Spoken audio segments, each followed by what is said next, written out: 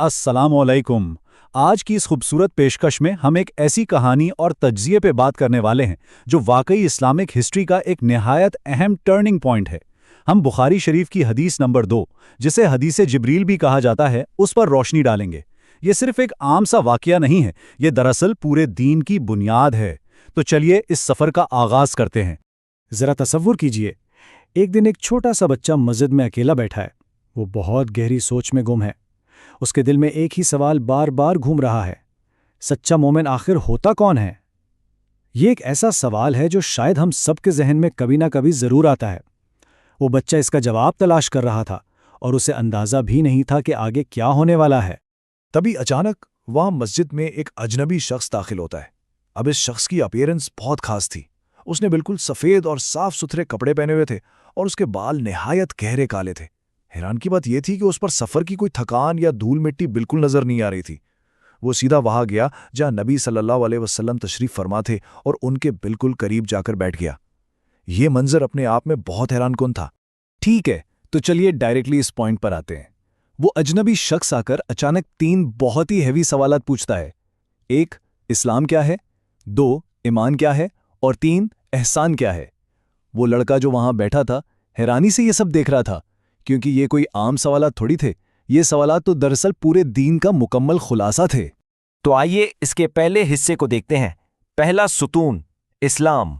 نبی صلی اللہ علیہ وسلم نے ان وزنی سوالاتوں کا جواب دینا شروع کیا۔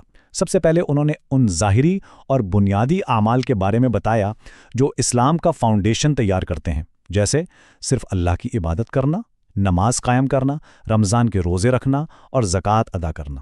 آپ سمجھ رہے ہیں نا؟ یہ فزیکل ایکشنز اور دولت سے جڑے وہ ظاہری اعمال ہیں جو دین کی ایک واضح ساخت یا سٹرکچر بناتے ہیں۔ یہی سب سے پہلا سٹیپ ہے۔ ظاہری اعمال کے بعد اب رخ کرتے ہیں اگلے حصے کی طرف۔ دوسرا ستون، ایمان۔ یہ درجہ فزیکل ایکشن سے آگے بڑھ کر کمپلیٹلی آپ کی اندرونی روحانیت اور یقین کے بارے میں ہے۔ دل کا غیب پر یقین ہی دراصل ان ظاہری اعمال کو ایک جان دیتا ہے۔ ایمان کا مطلب ہے دل سے اللہ پر، اس کے فرشتوں پر، اس کی کتابوں پر، تمام رسولوں پر اور آخرت کے دن پر مکمل یقین رکھنا۔ اسے اس طرح سوچیں کہ اگر اسلام درخت کی شاخیں ہیں تو ایمان اس کی مضبوط جڑیں ہیں۔ اگر جڑیں پختہ ہوں گی تو اسلام پر عمل کرنا خود بخود آسان ہو جائے گا۔ اور اب ہم آتے ہیں سب سے اہم اور اعلیٰ مقام کی طرف، سب سے بلند درجہ، احسان۔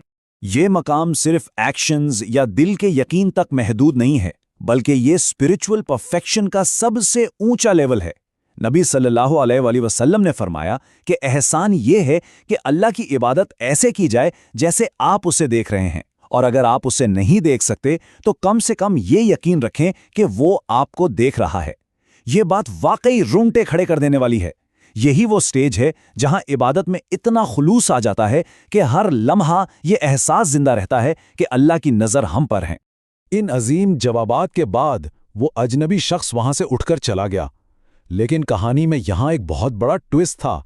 بعد میں یہ حقیقت کھلی کہ وہ شخص کوئی عام مسافر نہیں، بلکہ وہ اللہ کے ایک عظیم فرشتے حضرت جبرائیل علیہ السلام تھے۔ وہ اسپیسیفکلی انسانی شکل میں اس لیے آئے تھے تاکہ ان سوالات کے ذریعے عام لوگوں کو ان کے دین کی بنیاد سکھائی جا سکے۔ یہ واقعہ اس دن وہاں موجود ہر شخص کے لیے ایک لائف چینجنگ مومنٹ تھا۔ اب ذرا واپس اس چھوٹے لڑکے کی طرف آتے ہیں جو مسجد کے ایک کونے میں بیٹھ کر یہ سب سن رہا تھا۔ وہ بالکل چپ تھا۔ اس ایک لمحے نے اس کی سوچ کو ہمیشہ کے لیے بدل دیا۔ اس کے ذہن میں اب صرف ایک ہی سوال گونج رہا تھا، اگر اللہ مجھے ہر سیکنڈ دیکھ رہا ہے تو مجھے اپنی زندگی آخر جینی کیسی چاہیے؟ یہ احساس صرف مسجد کی عبادت تک نہیں رکا، بلکہ اس کے روزمرہ کے ہر کام، اٹھنے، بیٹھنے اور بولنے سے جڑ گیا۔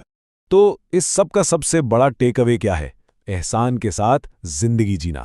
اس دن کے بعد سے اس لڑکے کا پورا نظریہ بدل گیا۔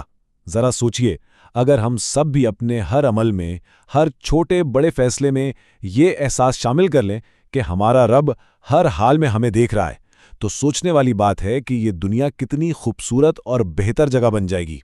احسان صرف نماز میں نہیں، بلکہ ہمارے اخلاق، نیت، ایمانداری اور لوگوں کے ساتھ برتاؤ میں بھی بالکل کلیئر جھلکنا چاہیے۔ آج کی اس پیشکش میں ہم نے دین کی بنیاد کو گہرائی سے سمجھا، لیکن جانے سے پہلے آپ کے لیے ایک سوال۔ آج جب آپ اس پیشکش کے بعد اپنے اگلے کام کی طرف جائیں گے تو کیا آپ کا وہ قدم احسان کی اس عظیم سطح پر ہوگا؟ اگر آپ کو ایسی اور بھی سبق آموز اسلامک سٹوریز اور ان کا تجزیہ پسند آتا ہے تو اس سفر کو ضرور سپورٹ کریں۔